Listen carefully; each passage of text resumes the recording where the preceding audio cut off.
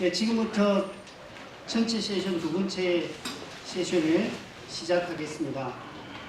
일단 저는 사회를 맡은 유승경이라고 합니다. 저는 이번 대회를 공동으로 주최하고 있는 정치경제연구소 대안에서 부소장직을 맡고 있습니다. 이 세션의 발표자 두 분을 소개하겠습니다.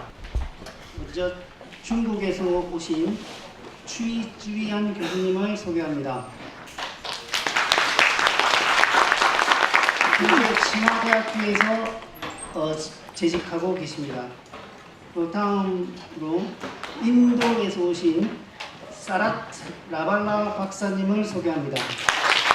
현재 인도 기본소득 네트워크에서 일하고 계십니다.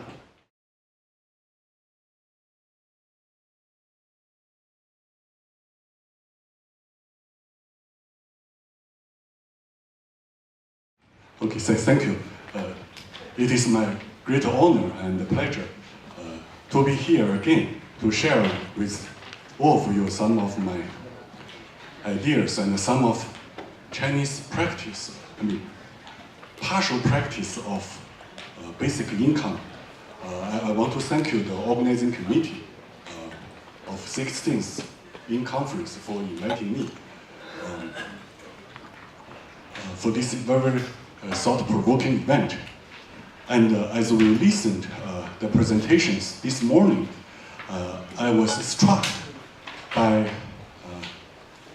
Philip Van Parij's observation that the recent referendum in Switzerland, even though it's not officially listed in the three components for people to vote, but the amount of basic income each month for every citizen added up to the 38% of per capita GDPs. And so this makes me to think it may be very important to reflect deeply on what the lessons we should draw from the Swiss basic income referendum. As I agree with, of course, the presentators this morning, the Swiss referendum represent, especially symbolically, the big breakthrough in the worldwide understanding of basic income, because it seems to me it's the first time a nation has a referendum on basic income, and this put the basic income on the world agenda. However, it seems to me that if we understand the basic income as a single issue policy, it may somewhat jeopardize the great potentials of basic income. And so my main point of today's presentation is try to understand basic income as a component of liberal socialism. I apologize, actually the Chinese character didn't show up completely correct. There's, for those of you who came from, who understand the Chinese, actually my original text is correct, but it just show up incorrectly. Some of Chinese characters are missing, but English is clear. So my main point is that in order for the momentum of Swiss basic income referendum to expand and spread over the world, we need not to consider basic income as a single issue policy choice, but rather to consider basic income as a component of a larger program of social transformation, or to consider basic income as a part of bigger bigger social movement, and just one part of this bigger social movement and the program of social transformation.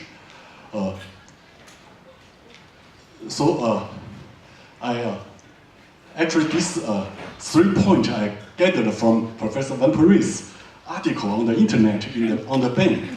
These are three points asked for the Swiss citizens to vote on. But I noticed that this method of financing the basic income is not mentioned in the vote. So this may be because, to leave this question open, because it says the law will determine the funding and the level of the basic income. But in the website of this referendum, some article argues that the VAT is supposed to be the method of financing the basic income. As some presentators this morning already mentioned, in the early part of the 20th century, the basic income had another name, which is the social dividend. Social dividend.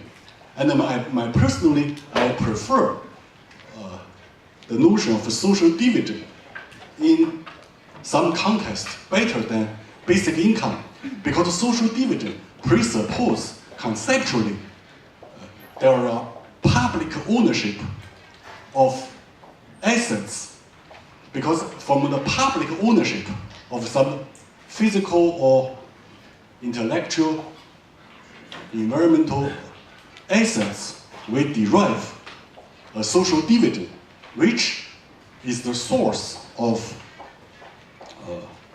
basic income. So in this context, I'm particularly interested in Alaska experiment, because Alaska's basic income, which started in the 1980s,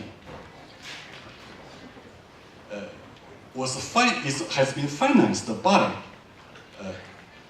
from the oil revenue, but the oil revenue is based on the public ownership of natural resources, and this makes me to particularly connect the Alaska experience with Chinese economic reform, because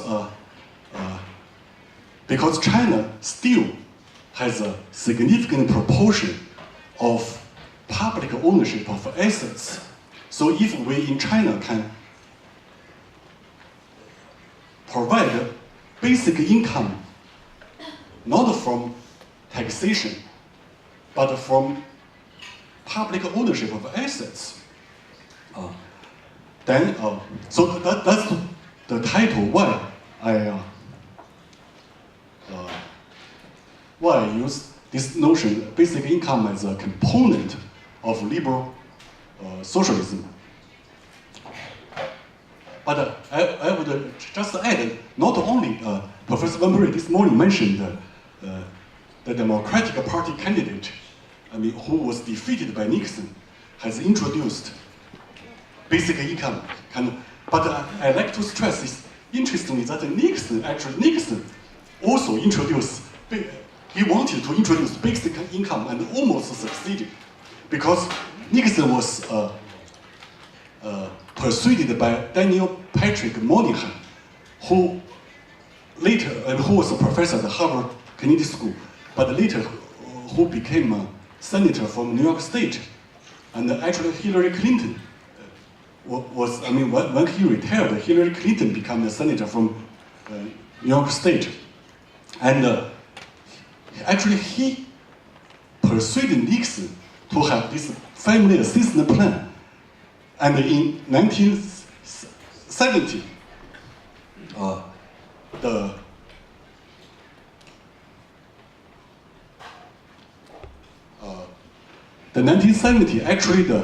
in the April 1970, U.S. Congress actually passed this bill by the vote of 243 to 155.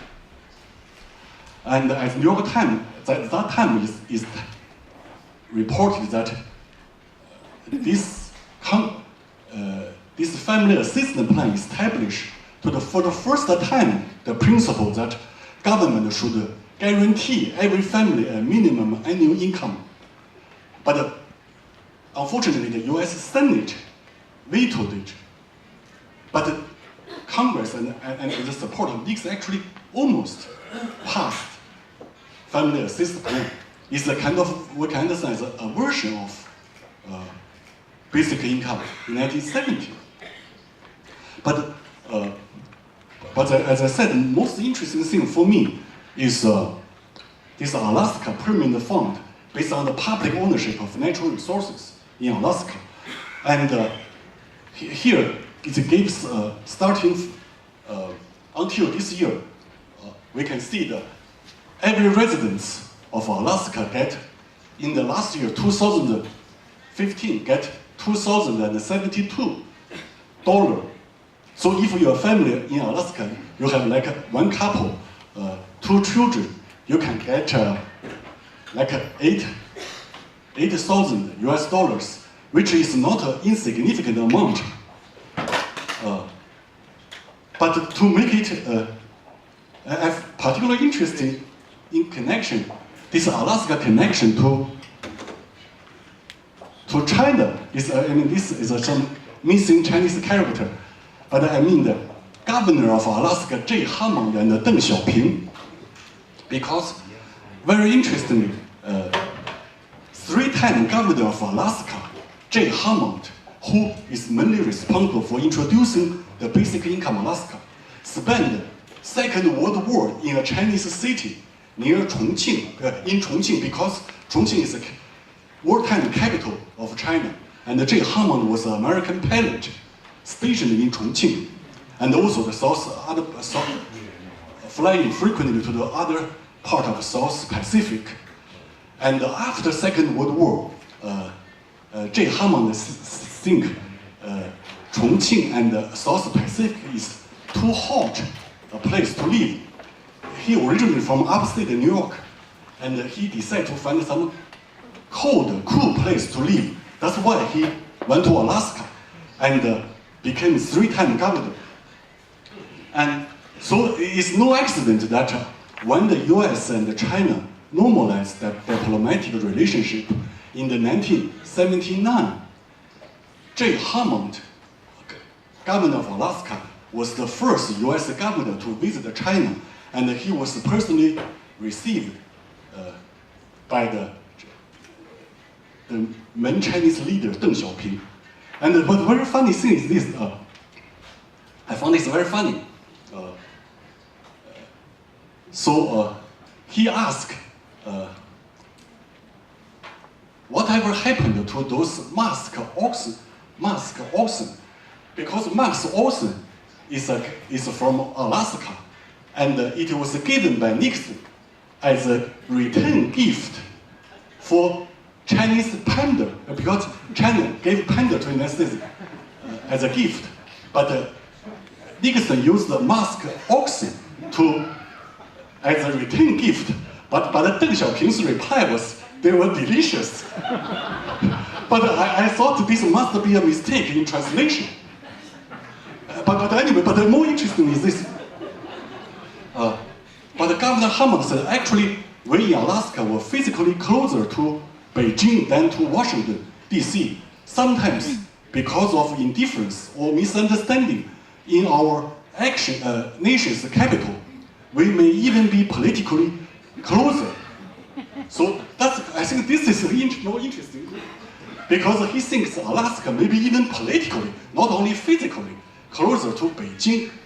But my interpretation is this, because connection through this public ownership and generate basic income, not through taxation, but from public ownership of assets.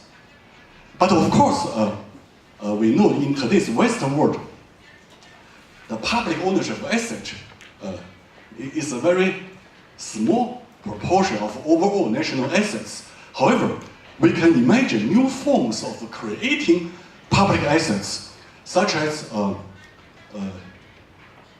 this public auction of the right to trade in emission, the emission trading right, but how to allocate the initial quota for trading the emission right, right? Because in many countries, including EU, the initial quota for the trading of emissions are allocated by the standard of historical average, rather than through auction. But if we widely introduce the public auction of trading, allocation of initial quotas for pollution, then it will generate a new source of, basically it's a kind of new type of public assets. So based on this idea, actually in the 2006, I proposed this many incorrect in China, that at that time in 2006, we have 166 central government owned and controlled non-financial enterprises. If we follow the Alaska Permanent Fund's formula, I mean, just use the profit of those central government-owned enterprises, 50%, to invest, and this investment returns, and further 50% of this investment return to be used for basic income for China. Then, in the initial figure of 2005, so every Chinese citizen is very small. It's only like yuan is like $1, $1.5 initially. So it's totally insignificant for the huge number of population in China. However, but if we continue to do this, because it's only invest the 50% of the profit of state-owned enterprises, and that distribute only the 50% of those investment return from the profit, then we see if we assuming very conservative annual rate of return, then after 5 years, there would be 375 yuan for each individual as a social dividend or basic income. So how many more time do I have? 5 minutes. Okay, 5 minutes. Okay. So sorry. And so this is this is my article in 2006. Actually generated some discussion, because in the Chinese context, so-called state-owned enterprises, I mean, for historical reasons, they didn't even give the profit to the state budget, not to mention basic income and social dividend, because the profit of state-owned enterprises is basically automatically retained within state-owned enterprises, supposedly for the further development. But however, since there's many loss-making, inefficient state-owned enterprises, they retain the profit just to so-called solve the so-called historical legacies. So-called historical legacy in the Chinese context is just like to pay off, to pay the old workers. But at least this last year, the Communist Party in China had this famous 18th Party Congress, the third plenary session, which announced a comprehensive reform plan. At least, I mean, the social dividend has not been mentioned, but at least it was mentioned that by the year 2020, the 30% of state-owned enterprises' profit has to be turned over to the state budget. And they gave this concrete figure. So this is maybe the first step for introduce this social dividend.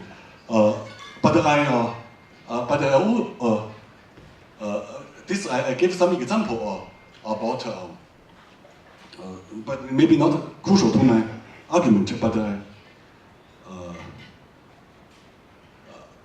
I just say it. For example, Tony Atkinson, who was invited to give keynote speech to BIEN, the 9th BIEN conference, but last year he published a new book, and actually he proposed 13 propositions and 12 propositions as a comprehensive economic reform. But in the 11 and 12, this 11 is about the basic capital. It's not basic income, but it's a basic capital. And 12 is basically basic income, but he called it participation income. It was also mentioned by Professor Anderson in Finland's three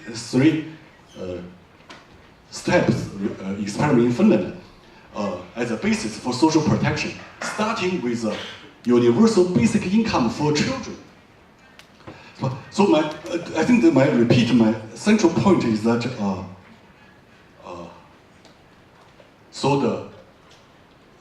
this is not. So I don't think the best way to further carry on the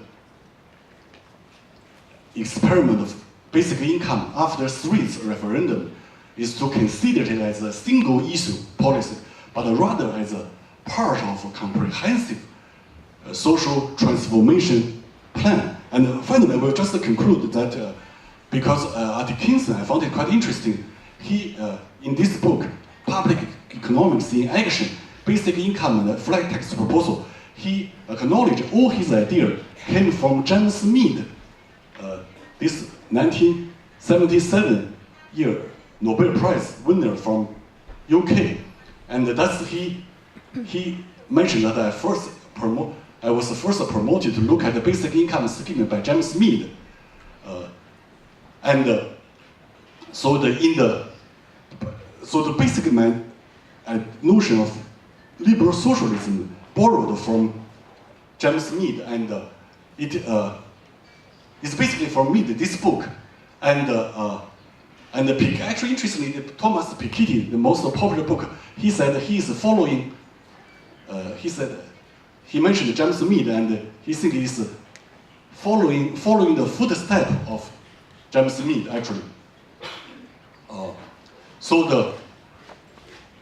I think I don't have time to elaborate on this, but in the Chinese context, I found it quite interesting.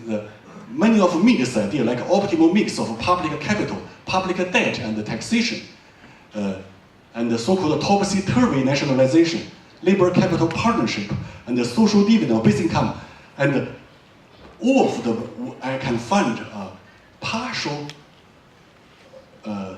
embodiment in the current Chinese practice, even though I don't think, of course, Chinese leadership has ever read James Mead, but interestingly, we can find a partial case, like for example, in the Chinese in the Chinese countryside, the basic, like the so-called Dibao, so-called this unconditional cash transfer for the rural poor, actually has this unique Chinese characteristics because many of the cash transfer to the rural poor came from this kind of labor capital partnership in the kind of cooperative in the Chinese countryside, and the poor people can get their kind of assistance by virtue of being the partial owner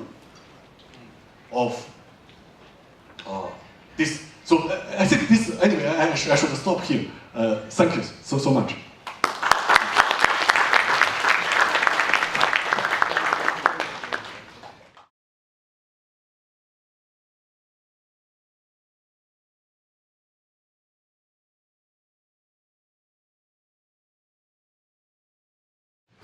Good afternoon. I'll try and be as brief as possible and stick to time. I would like to use terms like emancipatory power because, as the speakers in the morning said, that this is the year of a watershed year in the history of basic income. So we should push everywhere it is possible to push the idea of basic income. So we should be really optimistic. And to be optimistic, we need tools, scientific tools. So in this presentation, I'm not going to, okay, I'll start with this note, and for the sake of translation, I will. In a country well governed, poverty is something to be ashamed of. In a country badly governed, wealth is something to be ashamed of. Which means in both types of countries, you have a problem and you have to solve that problem. On that note, let's move that basic income is one single idea, but a broad spectrum of countries are connecting with that idea. It was really exhilarating to listen to the Mexican member of parliament saying what they are planning to do. Similarly, you have pilots in Namibia, India. So it's not an utopian idea coming from some book or some philosopher, but it's an idea which is now coming from the ground. It's coming from all continents. So it's freedom from hunger. Somebody says somebody's connected. What are the connecting points in each country? Why are they connecting with this idea? Why is India connecting with the idea called basic income? Why is China connecting with it? Why is Mexico connecting? So you see a broad spectrum. So one possibility is freedom from hunger, debt, and illness, freedom from monotonous jobs and drudgery, freedom to explore and equip oneself. This is what the youth dividend kind of highlights. The felt needs, so which means in all these countries, the felt needs differ among the rich and poor countries. Now, in the world, each country is connecting with basic income from a different point of view. Within a country, different demographic groups are connecting with the same idea from their own needs and requirements. So if you take example of youth, basic income means something to youth, and basic income means something to people who are above 60, those who are dependent on their children, particularly in countries where there's no proper social security for them. Basic income means dignity for them. For people who are underpaid and unpaid and care workers, who are invisible workers, for them it gives a certain sense of recognition. So basic income promises different things to different people. I just want to highlight the diversity of the contexts, why there is the connection with basic income. Now, the Indian pilot comes from testing the idea of what basic income means to rural poverty. The experiment was done in villages, and the concentration was focused on what it does to the household which is poor. I'm not going to present the statistics, and for easy reading there is this book which is available outside, and for those who have a heart for much more sophisticated tables and statistical analysis, you can download the report from the website. So that's available. So I'm just going to present you, because I have just 20 minutes, I'm going to present a kind of a model, a kind of an ideal type of what basic income actually does to a household. So I tried, this is based on our experience in the villages and based on our study. I've been involved in the study by the Indian pilot study for 3 years, and then later we kept going back to those villages to see.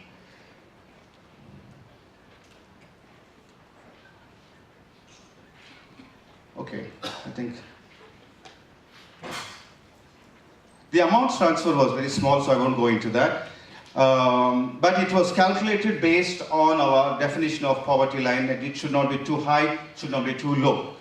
Now, this is a quick roundup of where we have given the money, number of people involved. About 6,000 people were given for a period of 17 months and 12 months.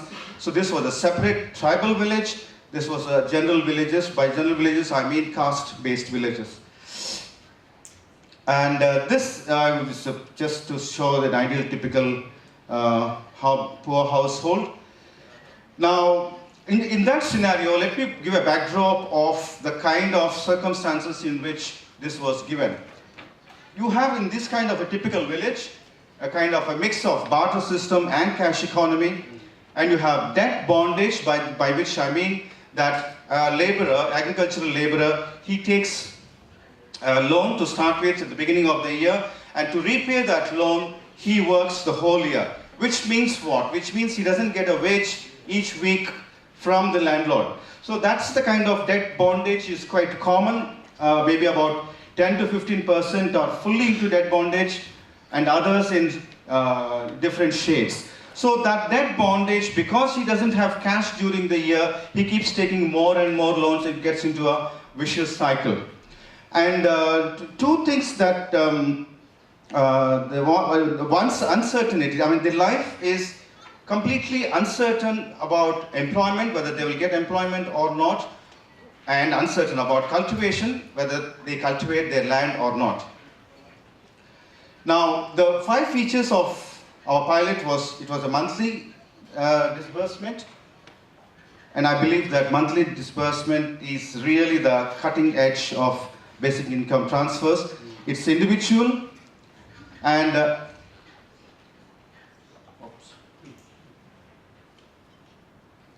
it's of course unconditional, it's universal, and it's foolproof cash transfer. By that what I mean is, we tried to do, in one pilot we tried to do through a bank transfer, but we found that even bank transfer it clogs the pipes. It doesn't really get the money into the hands of people.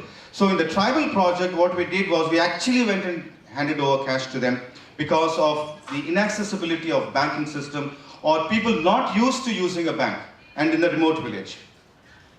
So these 5 features, and this is a kind of, we are trying to develop a kind of a model of trying to understand what could be the essential, very critical effects of basic income.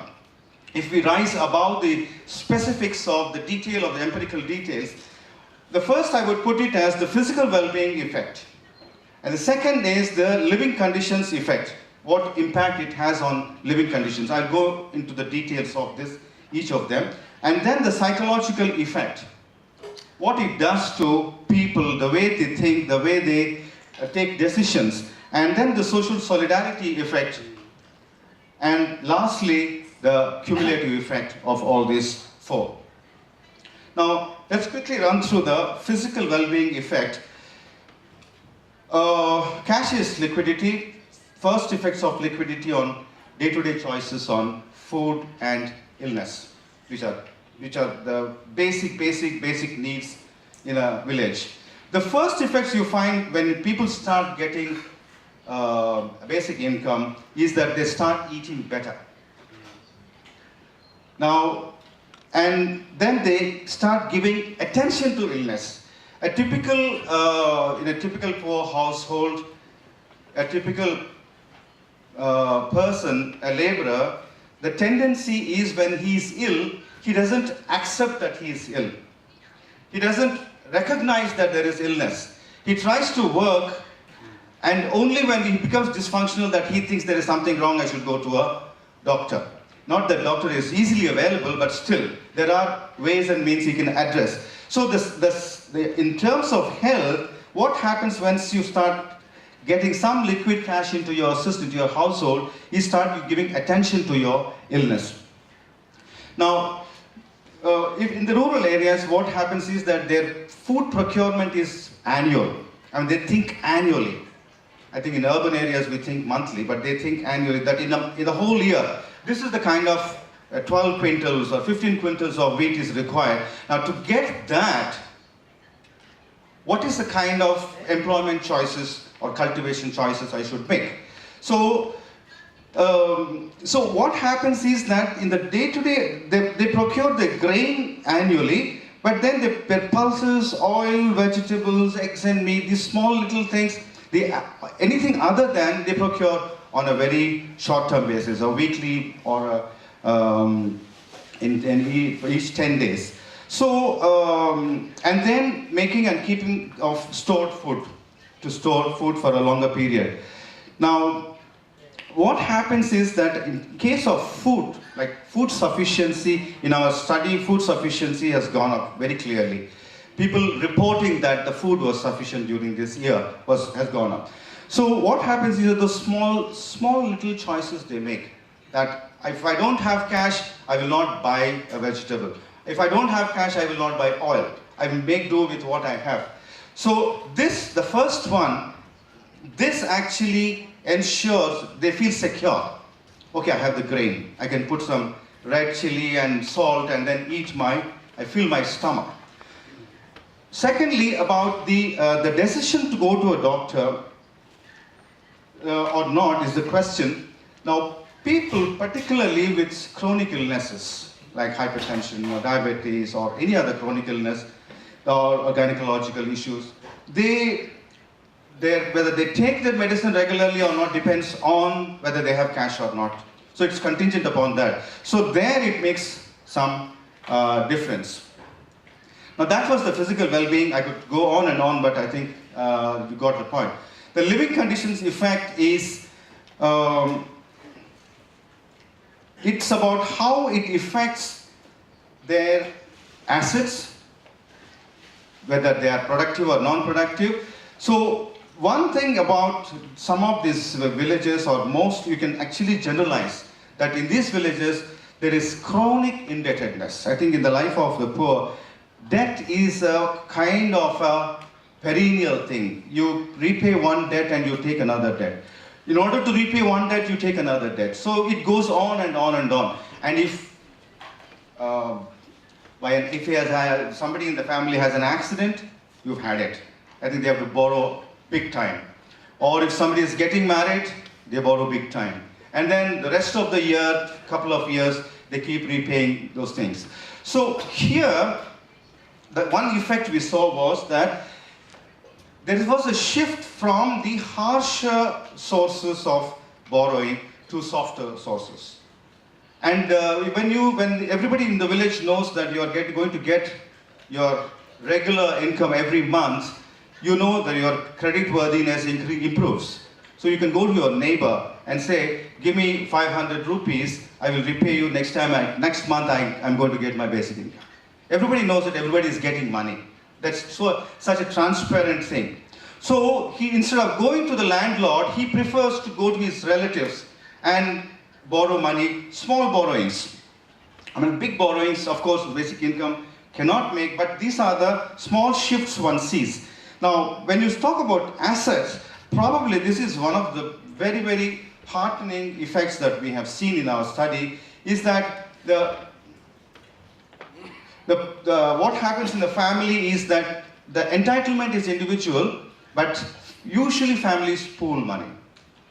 The head of the family pools money of all the individuals and tries to do something for the house.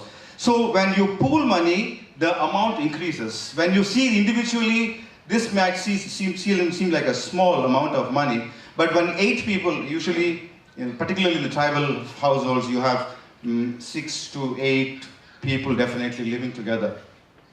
So that becomes slightly bigger amount. So what it does is that it is possible to either acquire a productive asset or to convert a non-productive asset into productive asset. Okay, converting, I think here the most important thing that has happened was that people reported in the study very clearly that when we asked what is your primary occupation at the beginning of the study. So usually they are laborers plus they have small piece of land. Now, more than 70% reported that my primary occupation is I'm a wage laborer, but I also do farming. That is my secondary occupation. By the end of the study, by the end of the duration of basic income, they reported that more people reported that they are primarily farmers, and second main occupation is wage labor, which means has very serious implications in terms of the land that they were not able to cultivate because of lack of cash, because they didn't want to borrow from a money lender or a landlord. It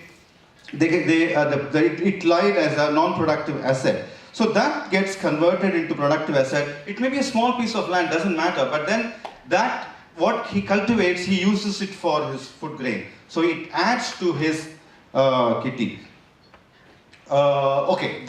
So in that sense, the employment and the living conditions scenario has quite dramatic changes are possible.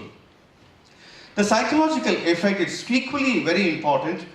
I think we talk about the basic income means empowerment, basic income means variety of things. It means, so there is an initial euphoria when you get a basic income. If you watch this television program by one of this British experiment on basic income, where they go and give this big £23,000 to these selected families, you see the sense of euphoria. They jump and then they throw these currency notes everywhere, and they have never seen so much of money in my life kind of stuff. It's very, very dramatically done series. So, but that fades off very soon. Then they start thinking and planning for the future. Now, a regular basic income, which is monthly and it is certain. These are not the things that happen to a poor farmer in the villages. This is not the grammar of his life, actually. So it provides an orientation to the future, which means that his horizon expands. He's not just thinking about his present, that tomorrow if I get wage, I will eat, otherwise I cannot eat. That's not the situation. He starts thinking that beyond present, I think, and then he tries to make conscious investments, and it gives him a sense of security. His credit worthiness improves. In fact, we have interviewed moneylenders during our study who said that they are now more willing to lend money to these fellows than in the past, because the rate of return is quite positive. So what it does psychologically is that all these things happen, and it releases positive energies and helps people to make better choices. In fact, I think since morning we've been talking about the sense of freedom and the freedom to make a choice. Now this is also a very, very significant point, that the sense of worth, you have a large number of unpaid, invisible workers who are not paid by anybody, and there's no prospect of they being paid by anybody. Not only paid, but they're also not recognized that it's work. I think this has been a feminist point for a long time. So what it does is that individual entitlement grants them a sense of economic citizenship. They feel that there is something of their own, there is something money in my name. So those are the psychological effects, and it really can create a collective positive energy.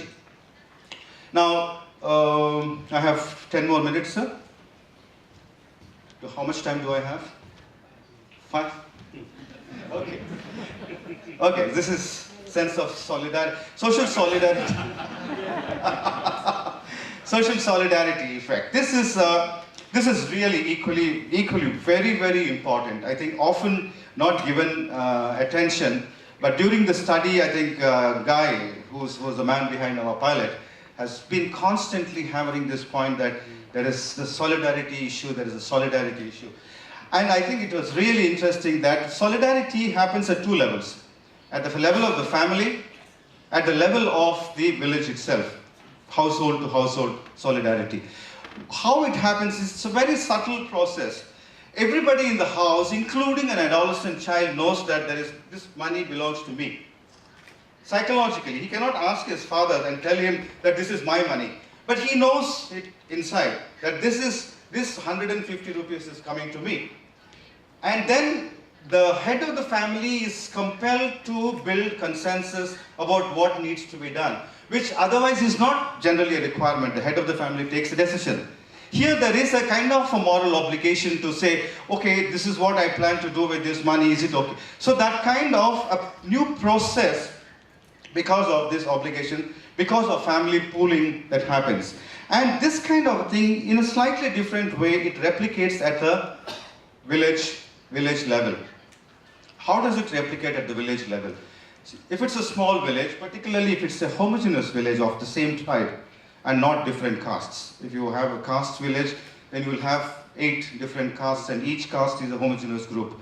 Whereas if you take a tribal village, the entire village is a homogeneous group. So there, since it is transparent, everybody knows that everybody is getting money, a collective activity is possible, which is good for the entire. So that kind of sense of solidarity comes, and there have also been cooperative enterprises.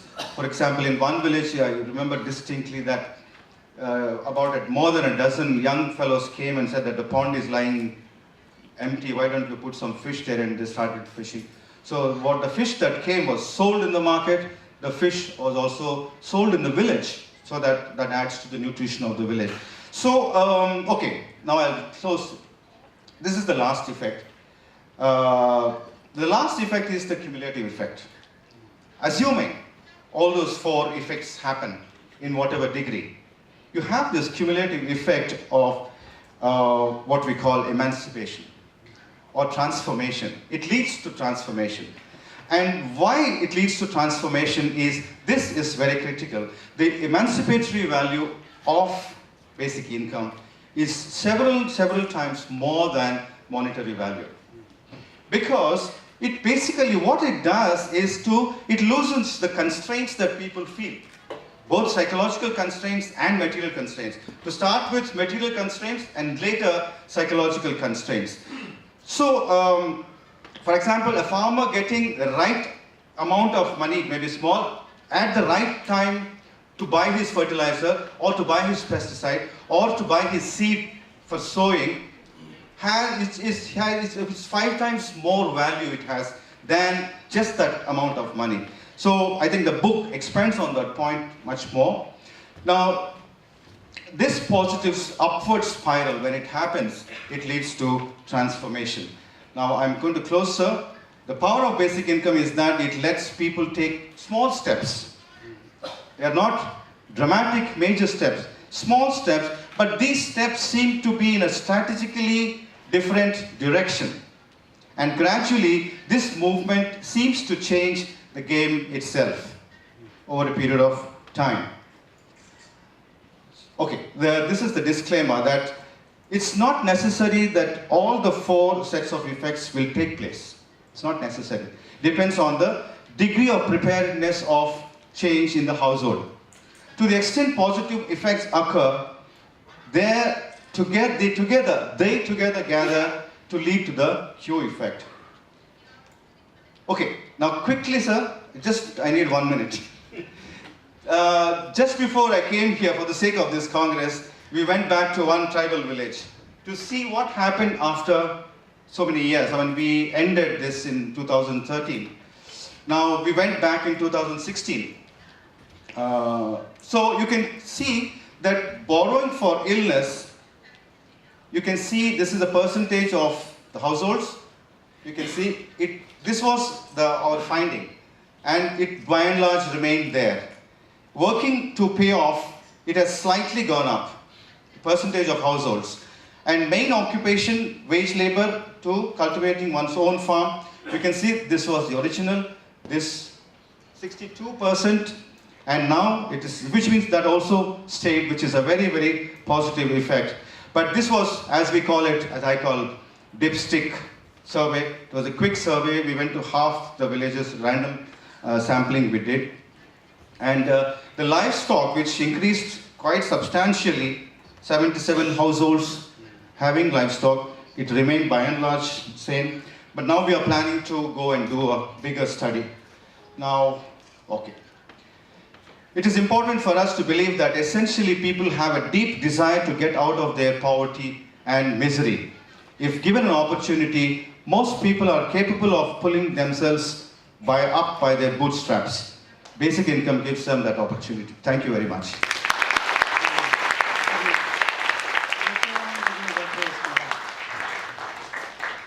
우리가 흔히